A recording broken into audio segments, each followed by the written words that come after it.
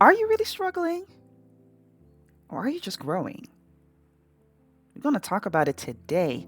And I'm going to urge you to stay till the end of the video because then everything will be coming together. All right, so don't miss out on this great content. I'm going to ask you to subscribe, like, and share it with another artist, another person, another art lover, your auntie, your niece, your nephew, all of your peoples. Because this is just something that you cannot miss. Let's start the video.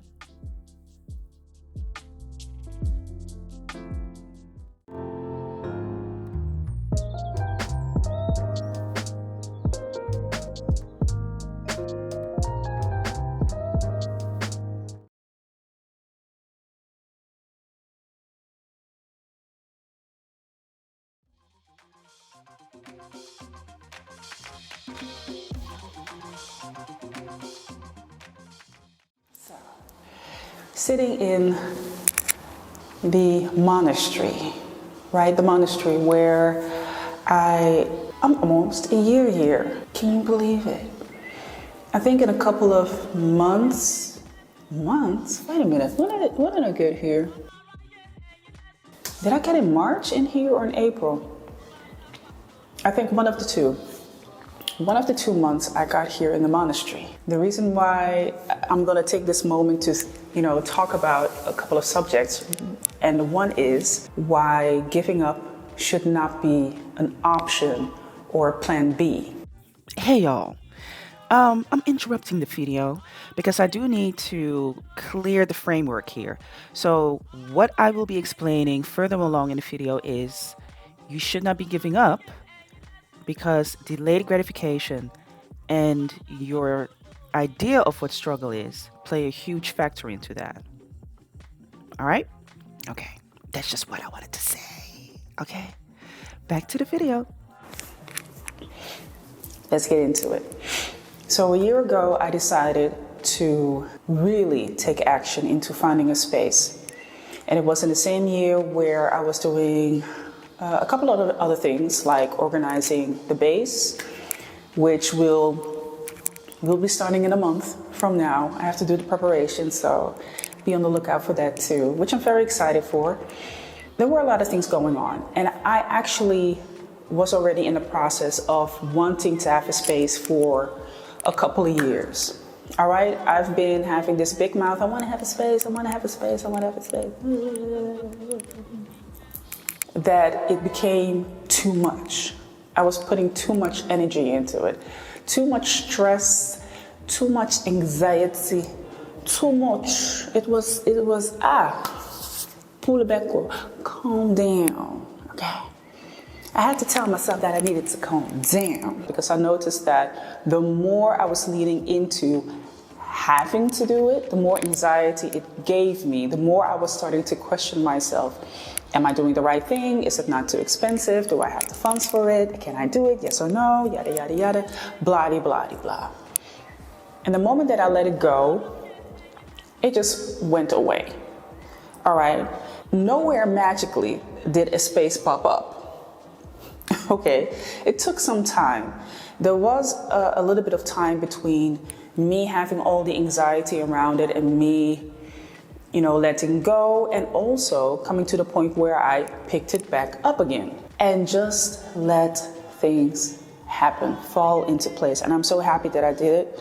I'm not going to get all too deep into it. If you want to know more about it, I made a video of it, and we'll link the video here in the corner, somewhere in the corner. I'm not even going to point where anymore because I don't know where it's going to pop up. I don't know. So watch the video. All right, watch the video and then you will see everything about the process on how I got to the studio. A year almost now. Cannot believe it, but I'm happy for it.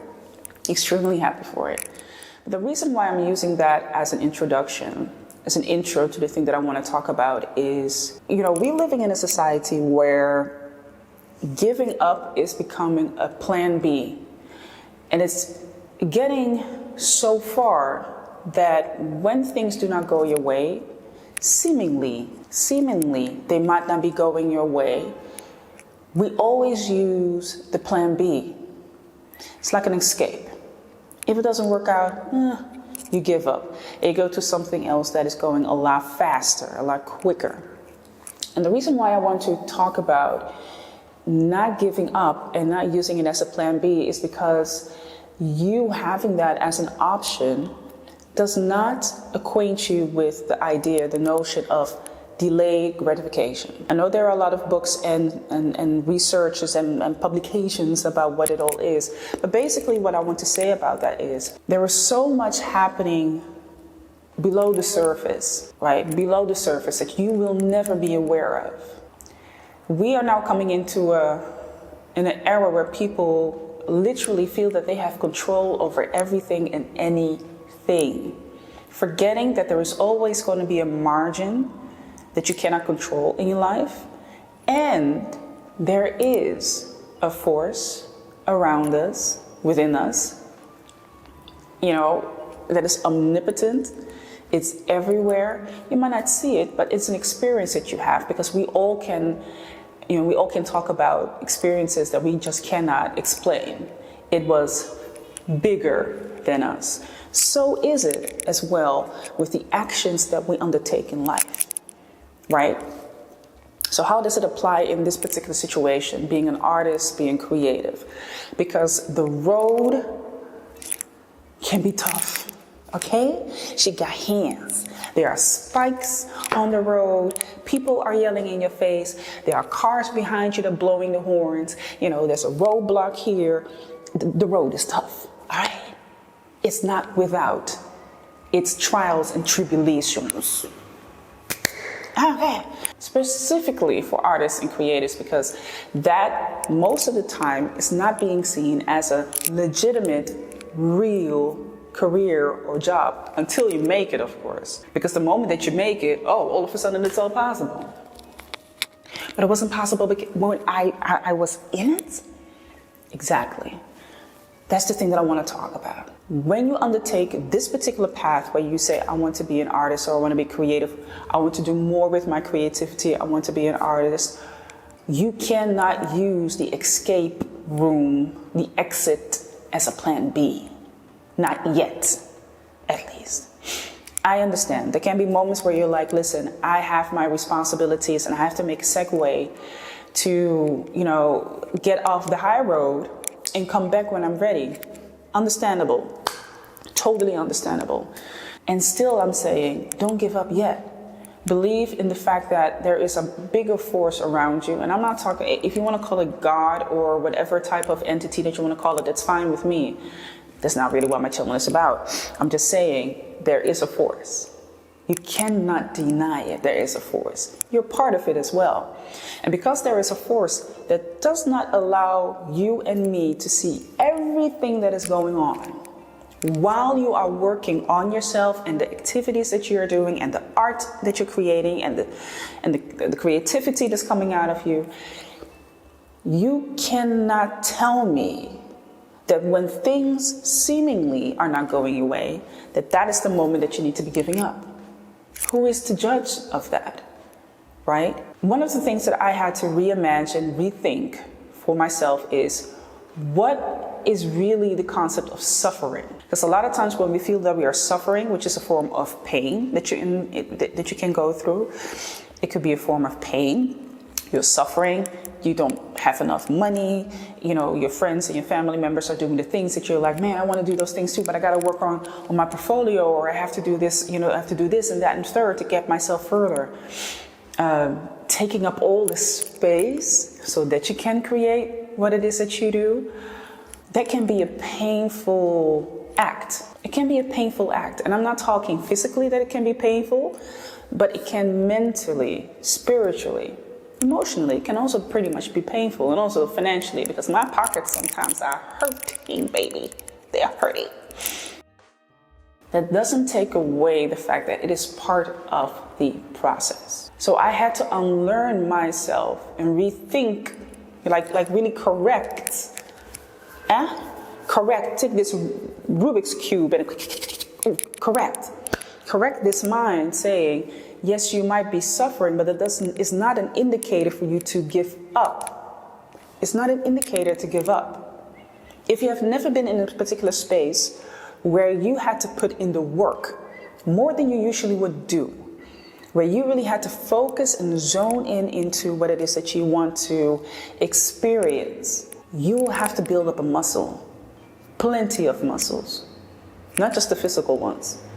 I like to show the videos where I'm going to the gym, but the reason why I'm going to that is because it's just one of the aspects that I need in order for me to keep myself on the up and up, right? To keep my focus there, to keep up my strength. You have to be able to carry the pain. The pain doesn't always mean give up. Actually, more so, it actually means that you are working out the muscles that you don't see, the mental muscles, the financial muscles, your endurance, putting yourself on a different level. But I've talked about this before, where you also look at what success is. The moment that you rearrange your thoughts about what suffering is, at the same time, you're also rearranging your brain about your successes, your victories. They just look different for you. They have a different meaning to you, for you. It keeps the balance. It keeps it in balance, and it keeps it right where you can navigate yourself on your journey, right? So having that plan B is not always going to help, because you're going to eject too soon. You're not going to get to where you want to be. There is no finish line anyway, right? But there are milestones. So when you eject before you come to the milestone, you're not allowing yourself to be open to what the process actually can teach you and give to you. Like I already said, this is not for everybody. It's not for the faint-hearted. Not everybody's going to make it. But then again, what is your success? What is your idea, your notion of success? That is something that you can determine. If it is for you to be on the level where your work is being shown in galleries and museums, then your level of success is going to be so different than from someone who wants to develop the art practice and the artistry in a way that they feel they feel the fulfillment and see the fulfillment of their life. And that might not be in galleries and museums. It might be in a totally different way. Maybe in teaching art and creativity, or being, just busy in different ways. These are just examples, all right? These are just examples of how you can look at it. But whatever you consider to be the milestone, that also comes with a certain level of energy that you have to put into it. You are literally creating a concoction. All right, you're whipping up a recipe, and sometimes you have to put away some spices and some herbs, and you have to take other herbs and spices, and you meet on the way people giving you herbs and spices, and you make it better, and some people make it worse. Those people need to go to the left. Okay, those people need to go to the left. But everything that brings you along the way is necessary for you to have. Certain abilities, certain qualities that you have now will not help you get to the milestone.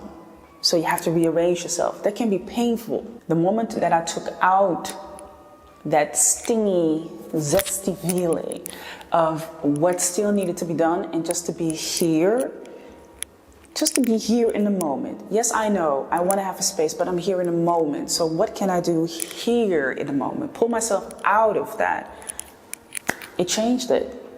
And it didn't take that much longer for me to find the space to go to the next thing. That was my milestone.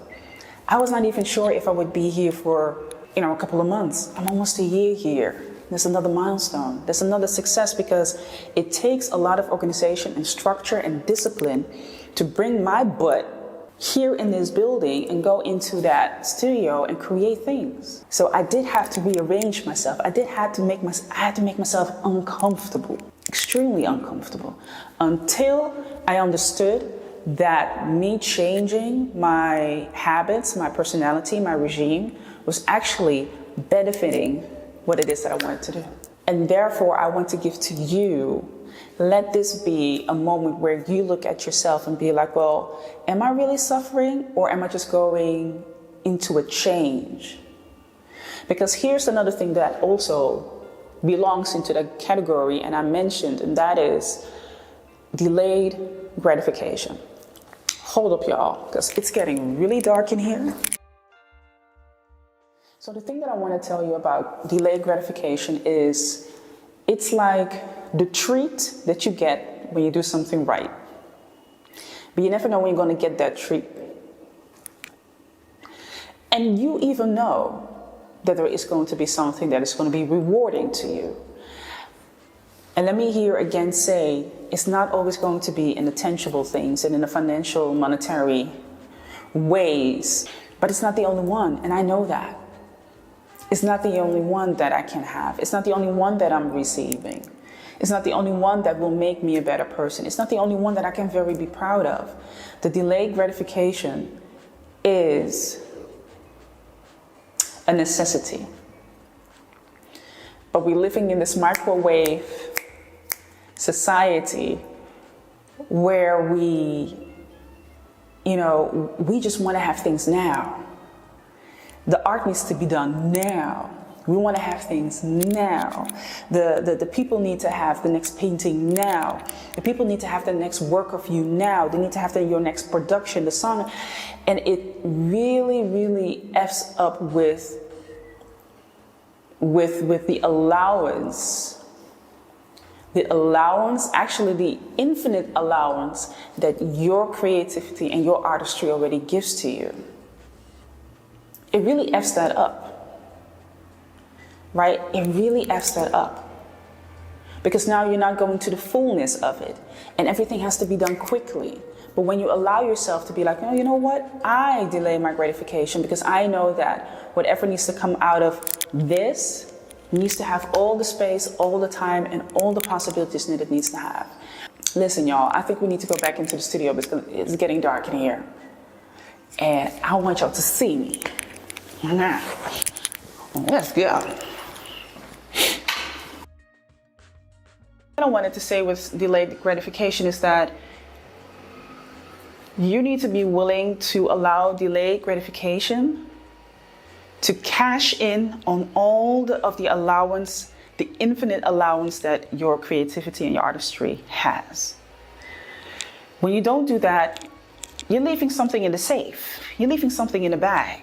So that's why I'm saying allow delayed gratification to be part of your process. It will reward you in many ways. Many ways. All right? Okay, now let's get to work.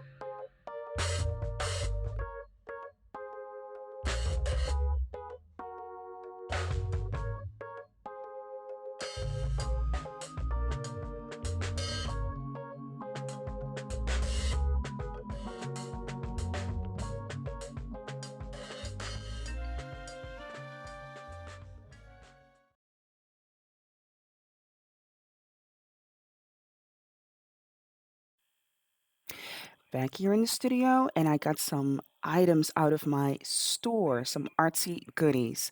Now, in my art shop, I have the original art prints and also some artsy goodies. That's how I like to call them, artsy goodies.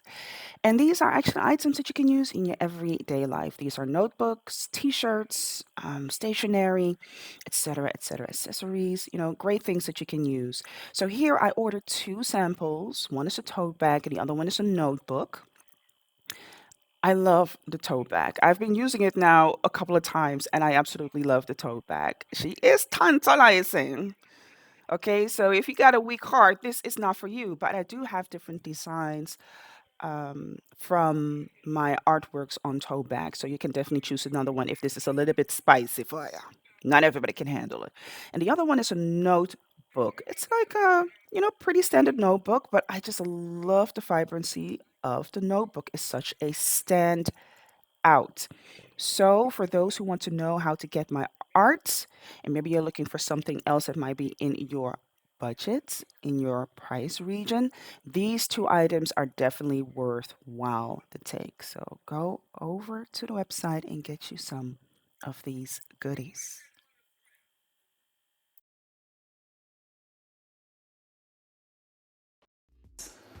So the first face that I created, as I was looking at it, and I